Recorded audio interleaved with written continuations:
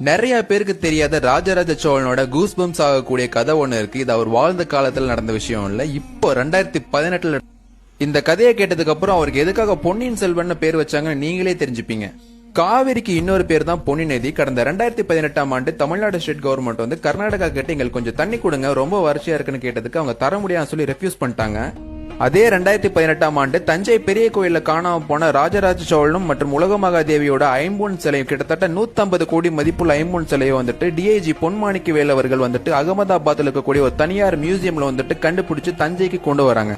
எந்த கர்நாடகா காவிரியை தரமாட்டேன்னு சொன்னாங்களோ அதே டைம்ல கர்நாடகால பயங்கரமான மழை பெஞ்சு சரியான வெள்ளம். காவிரியை வந்துட்டு இதுக்கு மேல டேம்ல ஹோல்ட் பண்ண முடியாது, இதுக்கு மேல ஹோல்ட் பண்ணா ஆனா உடஞ்சிரும் அப்படின்ற ஒரே காரணத்துக்காக காவிரியை வந்து திறந்து விடுறாங்க. காவிரியான பொன்னி நதியும் தமிழ்நாடு வழியா தஞ்சை வந்து சேருது. பொன்னியின் செல்வனும் தஞ்சை வந்து சேர்றாரு. தமிழ்நாடு கேட்டு கர்நாடகா தராம இருக்கலாம், ஆனா பொன்னியின் செல்வன் கேட்டு பொன்னி நதி வந்துதான் ஆகணும்.